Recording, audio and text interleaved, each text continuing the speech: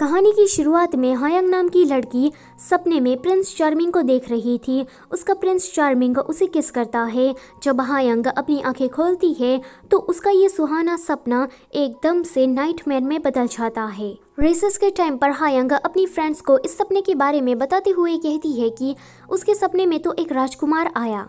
तो उसकी एक फ्रेंड कहती है कि अगर तुम्हारे सपने में कोई राजकुमार आया है तो इसका मतलब ये है कि तुम्हारी जिंदगी में जल्दी ही कोई हैंडसम और रिच लड़का आने वाला है। फिर हम कहानी के मेन लीड चून को देखते हैं। वो एक कॉलेज स्टूडेंट है। वो काफी हॉट एंड सेक्सी है बट थोड़ा एरोगेंट है। हायंग को अपने बॉयफ्रेंड के साथ डेटिंग करते हुए 100 दिन पूरे हो गए थे, इसलिए वो उसके साथ सेलिब्रेट करना चाहती थी बट उसका बॉयफ्रेंड तो आज ही के दिन उससे ब्रेकअप मांग लेता है। अगले सीन में हायंग रास्ते से जा रही थी। उसने अपने बॉयफ्रेंड के लिए एक गिफ्ट प्रिपेयर किया था। वो उस गिफ्ट को एक भिखारी को दे देती है। फिर उसे इतना ज्यादा गुस्सा आता है कि वो रास्ते में पड़े खाली कैन को हिट करती है और ये कैन सीधा जाकर चून को लगता है, जिस वजह से उसकी कार का एक्सीडेंट हो जाता है। चून हायंग के पास जाकर उसे कहता है कि तुम क्या पागल हो। वो कहती है कि तुम कौन हो। चून कहता है कि मैं इस कार का ओनर हूँ। हायंग कहती है कि तो फिर मैं क्या करूँ। हायंग कहती है कि तुम्हें क्या कोई मैं मजाक लगता हूँ। तुमने ये जो कैन फेंका वो सीधा मुझे जाकर लगा और इस वजह से मेरी इतनी महंगी गाड़ी लेक्सस में स्क्रैच आ गया। वो कहती है कि चिल्लाना बंद करो, मेरा मूड आज ठीक नहीं है। जून कहता है कि ठीक है, नहीं चिल्लाता, बस तुम मेरी कार का हर्जाना भर दो। हायंग बड़े चौड़ के साथ कहती है कि बताओ कितने हुए। जून कहता है कि 3000। इतनी बड़ी रकम सुनकर हायंग वहाँ से भाग जाती है। हायंग के जाने के बाद जून देखता है कि हायंग का यहाँ पर आईडी कार्ड नीचे गिरा हुआ है। जब हायंग घर पहुँच जाती है तो जून उसे कॉल करता है। हायंग उसे पूछती है कि तुम कौन हो।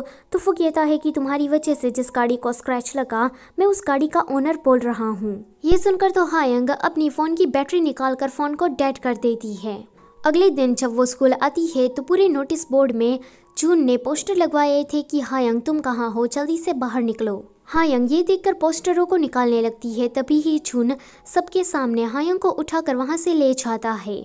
फिर तो जून हायंग को काफी डराता है कि वो उसे पुलिस में दे देगा या फिर किसी ऊंचे पहाड़ में जाकर उसे जिंदा ही गाड़ देगा। हायंग कहती है कि प्लीज मुझे मत मारो। वो कहता है कि ठीक है, मैं ये नहीं करूँगा, पर उसके बदले में तुम्हें मेरी स्लेव बनना पड़ेगा। $3000 का कर्जा तुम्हारा मुझ पर है तो तुम काम करके इसे चुका देना। हायंग नौकरानी बनने से मना कर देती है। तो वो कहता है कि तो फिर क्या मैं ये सारी बातें तुम्हारे पेरेंट्स को बताऊं। हायंग कहती है कि ऐसा मत करना। वो जल्दी से इस कॉन्ट्रैक्ट पर साइन कर लेती है। अगले दिन जब वो स्कूल जाती है तो उसकी क्लास की लड़कियां सभी उसे पूछ रही थी कि कल जो वो लड़का तुम्हें उठाकर ले गया था वो कौन था। हायंग कहती है कि उस लड़के ने मुझे अपनी लेक्सस कार में घुमाया। उसके बाद हम एक महंगे रेस्टोरेंट में गए। वहां जाने के बाद उसने मुझे कहा कि मैं उसकी स्लेव बन जाऊं। ये सुनकर क्लास की सभी लड़कियां शॉकिंग साउंड देने लगती है।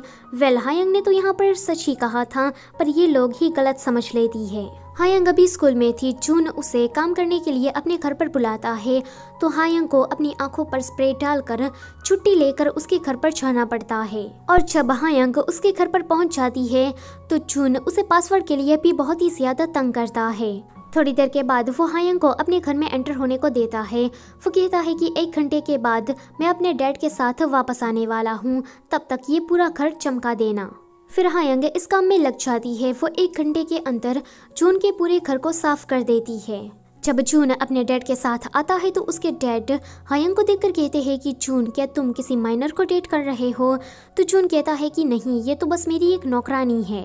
ये सुनकर तो हायंग को उस पर काफी ज्यादा गुस्सा आता है, पर वो इसमें कुछ कर भी तो नहीं सकती थी। दिन ऐसे ही बीतने लगते हैं। जून अपना छोटा सा छोटा काम भी हायंग से करवाता था। हायंग के आ जाने के बाद जून की जिंदगी पहले की तरह बोरिंग नहीं रहती।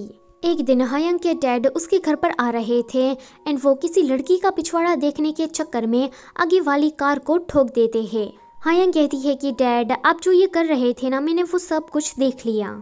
अगले सीन में हायंग अपने डैड के साथ गैरेज में जाती है। यहाँ आने के बाद हायंग को पता लगता है कि कोई भी कार हो, अगर उसमें स्क्रैच लगता है तो खर्चा सेम ही आता है, सिर्फ और सिर्फ $10। ये सुनकर हायंग कहती है कि इसका मतलब ये है कि उस कथे ने मुझे उल्लू बनाया। वह अब जून से बदला लेने की ठान लेती है। अगले दिन वो जून की कार में पेंट लगा देती है। फिर वो लोगों की भीड़ को इकट्ठा करके सबको बता रही थी कि इस लड़के ने मुझे प्रेग्नेंट करके छोड़ दिया है। जब ये बात जून को पता लगती है तो वो उसे साइड में लेकर आता है और उस पर चिल्लाता है कि तुम ये कर क्या रही हो। हायंग कहती है कि तुमने मुझसे झूठ कहा, खर्चा 3000 नहीं पर सिर्फ $10 ही था। जून कहता है कि तो तुम्हें पता लग गया, पर देखो तुम हमारे बीच में हुए कॉन्ट्रैक्ट को तोड़ नहीं सकती। अगर तुमने ऐसा किया तो तुम्हें जेल भी जाना पड़ सकता है। हायंग कहती है कि भाड़ में जाओ। इतना कहते ही वो वहाँ से चली जाती है। अगले दिन हायंग ने जून के कॉल का आंसर करना बंद कर दिया था तो जून उसके स्कूल आता है। हायंग जून से बचते बचाते हुए अपने घर पर आती है और अपनी माँ से कहती है कि मुझे स्कूल ट्रांसफर करना है, लेकिन उसकी माँ तो उसकी एक भी नहीं सुनती। अब जून को पता था कि हायंग पढ़ाई करने में नोबिता से भी बदतर है, इसलिए वो जानबूझकर हायंग की माँ के सामने ट्यूटर के फ्लायर्स चिपकाता है। उसकी माँ इस फ्लायर को देखने के बाद जून को एज ए ट्यूटर हायर कर लेती है। जब हायंग अपने नए ट्यूटर को देखती है तो वो दंग रह जाती है। बेचारी कहाँ जून से अपना बदला लेने के लिए गई थी और कहाँ वो खुद ही फंस गई। कुछ दिनों के बाद हायंग की स्कूल की तरफ से एक ट्रिप होने वाली थी। हायंग को उस ट्रिप में जाना था, बट उसके पेरेंट्स काफ़ी स्ट्रिक्ट थे तो वो उसे मना कर देते हैं। ये देखकर जून एक जुगाड़ करता है। वो हायंग की माँ को एक मैसेज भेजता है। उस मैसेज में ये लिखा था कि आपको 4 दिनों की जेजू आइलैंड की फ्री ट्रिप की एक लॉटरी लगी है एंड टिकट भी वो उसे सेंड करवा देता है। अब हायंग के पेरेंट्स दोनों ही जेजू की ट्रिप पर चले जाते हैं और हायंग अपने स्कूल वालों के साथ चली जाती है। यहाँ जून हायंग से पूछता है कि क्या तुमने कभी किसी को किस किया है। वो कहती है कि हाँ, मैंने तो बहुत किया है, मैं तो लड़कों में बहुत ही ज़्यादा पॉपुलर हूँ। जून कहता है कि झूठी। तो वो कहती है कि वैसे तुम्हारी कोई गर्लफ्रेंड है। इस पर जून उसे कोई भी आंसर नहीं देता। आगे वो सभी लोग बंजी जंपिंग के लिए जाते हैं। हायंग को ऊंचाई से डर लग रहा था। जब वो गहराई को देखती है तो वो अनबैलेंस होकर नीचे गिर जाती है। जून उसे बचाने के लिए नीचे कूदता है। अगले सीन में हायंग हॉस्पिटलाइज थी। जून उसके पास था। जून अब ये बात समझ गया था कि वो हायंग को कहीं ना कहीं पसंद करने लगा है। जब हायंग को होश आता है तो जून वहाँ से जा चुका था। फिर वो सभी लोग अपने अपने घर पर वापस आ जाते हैं। जून पिकनिक की पिक्चर्स को देख रहा था। फिर वो हायंग को मिलने के लिए एक रेस्टोरेंट में बुलाता है क्योंकि उसने वहाँ पर एक पार्टी ऑर्गेनाइज की थी। जैसा जून हायंग को लेकर फील करता है, हायंग भी बिल्कुल उसी की ही तरह फील करने लगी थी। हायंग को ऐसा लगता है कि शायद जून आज उसे प्रपोज करने वाला है, इसलिए वो कुछ ज्यादा ही मेकअप शेकअप लगा कर जाती है। लेकिन जून उसे कहता है कि आज की पार्टी मैंने इसीलिए रखी क्योंकि आज ही के दिन हमारा कॉन्ट्रैक्ट खत्म होने के लिए जा रहा है। ये सुनकर हायंग के पूरे अरमान धरे की धरे रह जाते हैं। पार्टी खत्म हो जाने के बाद जून हायंग को छोड़ने के लिए आता है। जाने के टाइम पर वो उसे किस करता है। दूर से हायंग की माँ भी उन दोनों को देख लेती है।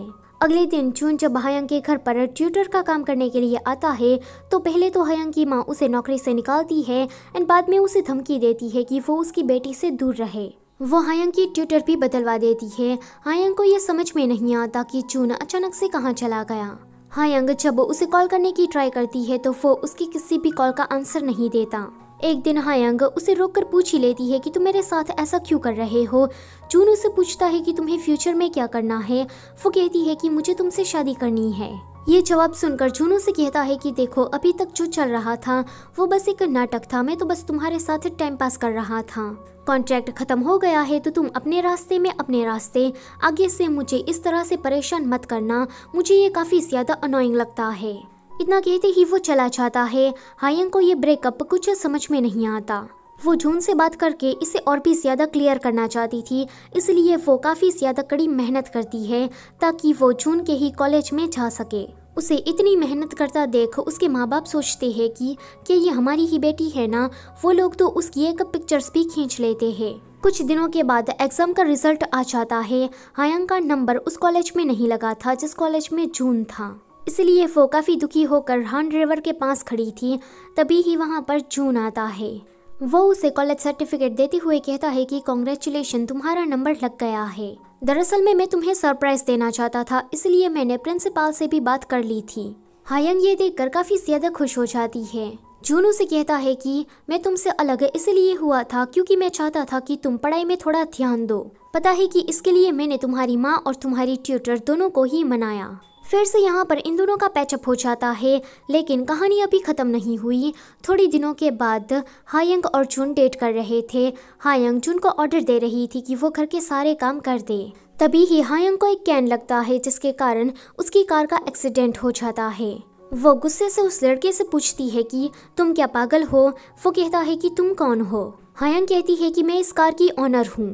तो वो लड़का कहता है कि तो मैं क्या करूं। हायंग कहती है कि तुम्हारे स्कैन फेंकने की वजह से मेरी कार में एक स्क्रैच लग गया। वो उसे हर्जाने के तौर पर $3000 मांगती है। वो लड़का कहता है कि मेरे पास इतने पैसे नहीं है, मैं काफ़ी गरीब हूँ।